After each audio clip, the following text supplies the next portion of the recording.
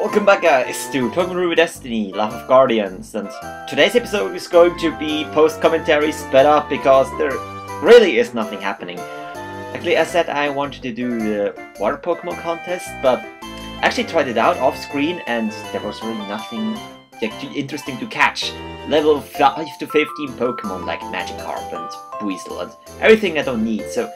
But on the other hand, you get a star piece for participating, and that sells for almost 5,000, and you pay 500 to enter the contest. So this is actually another way to really make money, which makes the money limit in this game, like limiting the amount of money you get from trainers, obsolete.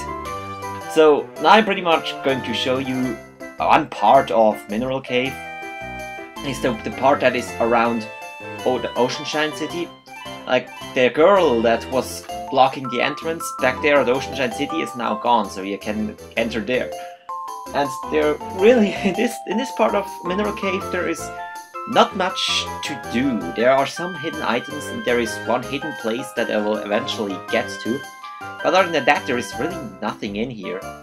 What you could use it is, you could use it as a shortcut to get from Oceanshine or Silkwen Town to Boulder City really quickly. If you know where you're going, of course, and because this is actually the fastest way if you wanted to go from Oceanshine City to Boulder City. No, wait, actually, that's not that hard because you could just go through Silver Desert and then into Extra Forest, so there's really no purpose. It might be a little faster. So, and actually I taught, like, so my HMs to my two slaves that I have right now, Charmeleon and Tropius. Tropius is one of the best HM slaves you can get in the game. I think it learns every HM except the water HMs, which I don't have right now. I also don't have strength, which I find kind of strange. But the strength block that you saw there, or boulder, I shouldn't say block, it's more of a boulder, actually doesn't do anything. Well, it's just that it would be a shortcut to get to the other side a little quicker, but you can just take the way around it and you'll end up at the same spot eventually. So I'm just making my way through.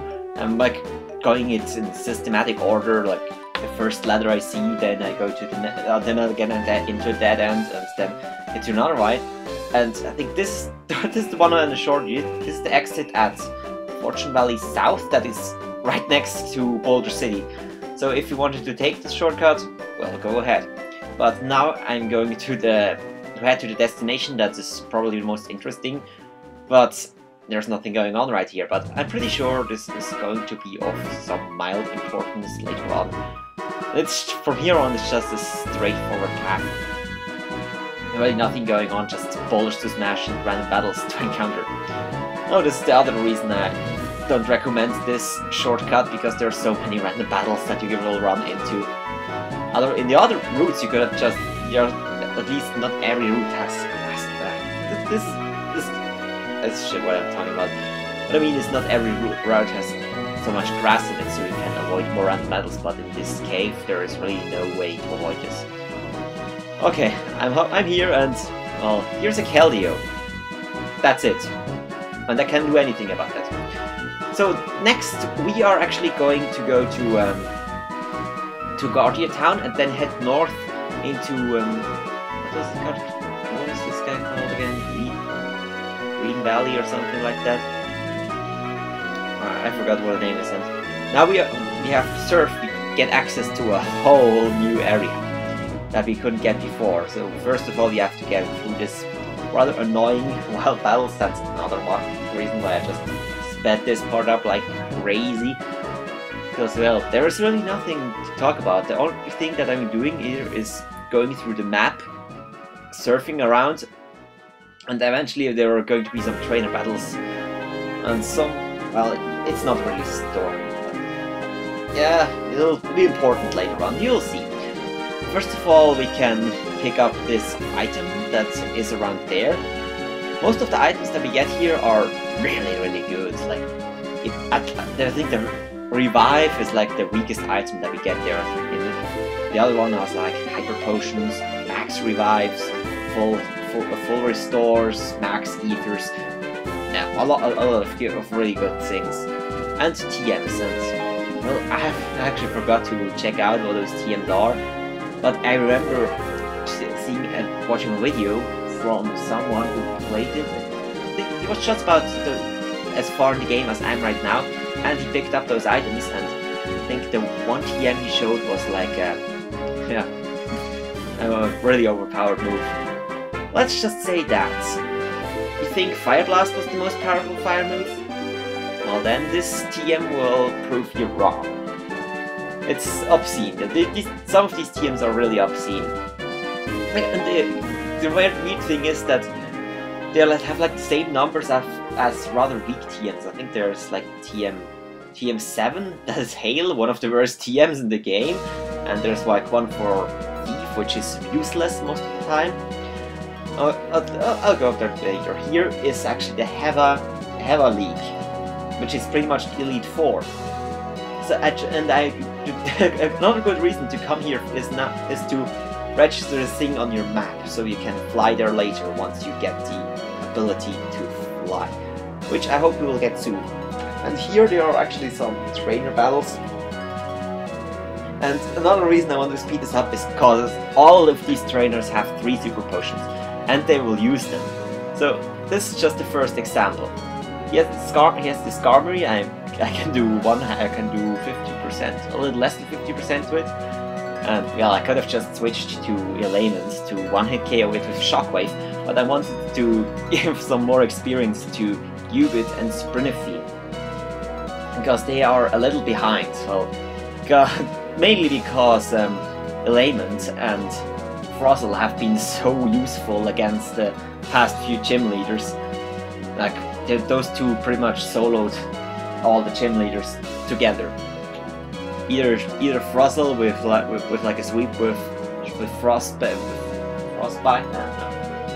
an Ice Ball, not Frostbite, or Sprinify, Element just spamming Shockwave to get through the evasion. So those two are a little ahead, but this route actually has a lot of water trainers. It doesn't look like that because this fisherman actually decided to have a Sinny's Age instead of any water types. But there will be some water type trainers, and this is a prime opportunity to get some experience for Sprinify, because Sprinify hits water types with super effective damage. Here you see just another example of how annoying these battles actually are. If you actually if I wouldn't have sped this up like to 300%, I think this video would have been 50 minutes long, and I really don't want you to suffer through all this. For example, this trainer, I think he took like 5 minutes to beat, just because he kept on spamming potions and switching his Pokemon in and out to get like a good switch. And then he also has a really tough Pokemon, and the Pokemon with a glitch name. I don't actually know why this thing is called Rapidash, not instead of Rapidash. It sounds strange. I don't know why this is like that. But it looks nice, I guess. Giving a Pokemon a different name is also funny at some point. And I'm sort of running out of things to talk about right now, because the thing that is going on the screen is really self-explanatory. There is no strategy in this battle, it's just spamming your most powerful attacks. Well, not the most powerful, that could do more damage with Shockwave, but I want experience on my other guys. And here's one Milotic that's super annoying. Okay. What else is there that I wanted to mention? Yeah, there's actually the thing that I mentioned earlier, like the money limit. One of the challenges of this game is managing your money carefully, because you get so little and everything costs more. But now that I've played the game, I've seen that there are so many ways to make money really fast. Like that thing that I showed you there, like the trick house or whatever the thing is, along with the puzzle, the labyrinth, that gets you a nugget every single time. That is the fastest way and the most abusive. But even if you exclude that, you could just redo the water Pokemon contest. I actually made 3rd place with, and I think it's pretty easy way to get 3rd place if you catch a Weasel at level 15. I tried it like 2 times, and every time I got the place with that, and then you get a star piece. You make a profit of 4,400 Poké-Dollar every time you do this. Well, no, you have to exclude the 600 that you spend for the Pokeball to catch the Weasel. So it's technically 3,800 Poké-Dollars that you earn every time you enter the water Pokemon contest. So you can do this in an infinite amount of time, as much as you like, and you can get as much money as you really want. So the money limit really falls apart in the later parts when you are allowed to do these things that get you infinite money. So that's my stance on that point. I thought it was a really good idea. Jagold had definitely put thought into it, because usually in Pokemon games you get so much money you don't even know what to spend it on, and I just end up wasting it on things like repels, which are totally not necessary for anything in the game except getting through random battles a little bit faster. And yeah, because I just have so much. I usually buy like 10 revives, 10 full restores, and 10 full heals before I do the Elite Four, even though this is completely unnecessary just because I have the money. This game tries to make it a little bit more difficult, but fails because they're so easy to abuse. Because not even in the normal Pokemon game, yes, you get more money, but there are no easy ways to instantly get nuggets or something like that, which are in this game, which is even faster, I would say. I also discovered another thing, that you could sell like those stat boosting items, the EV items, like protein and carbos and stuff like that. And because I think they're more expensive, they will sell for more than 5,000 Poké-Dollars. So that's another way to make really good money, which is actually not cheating. And the thing up there was actually like an invisible wall, which doesn't make any sense, but I guess Jagold just forgot to put a boundary there. So now we are at the place which might be familiar. I will get to it when we enter. This is a place that was pretty memorable, I would say, from the last game, Pokemon Ruby Destiny, Life of Guardians. This game, Rescue Rangers. That's the one I mean. And one of the locations that was so infuriating. Well, actually, I would say there are areas that are worse, because you have to repeat them like 5 times in order to beat the game. Well, this is probably the hardest area in the game, and I probably just gave it away here, because well, it's pretty obvious which was the hardest part of the game. I spent like 5 episodes or something like that just on this area. It was probably more than that. I'd say it comes close to 10 episodes, and all spent on the same location, which is the same as here.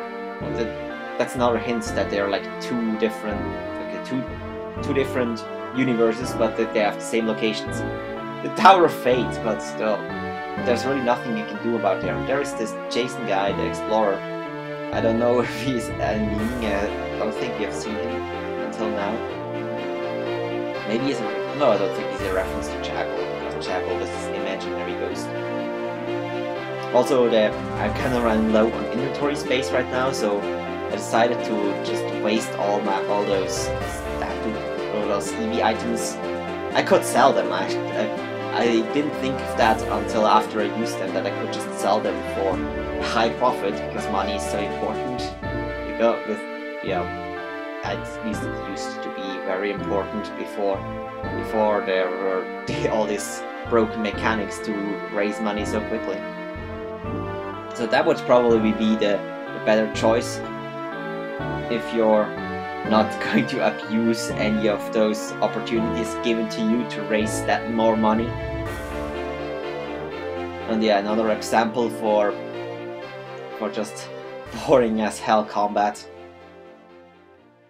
It really doesn't make sense to me why the creator had to give every single NPC, like random trainer, multiple healing items that don't help him. They just make it so the battles take longer. They don't add anything to the challenge, at least in my opinion.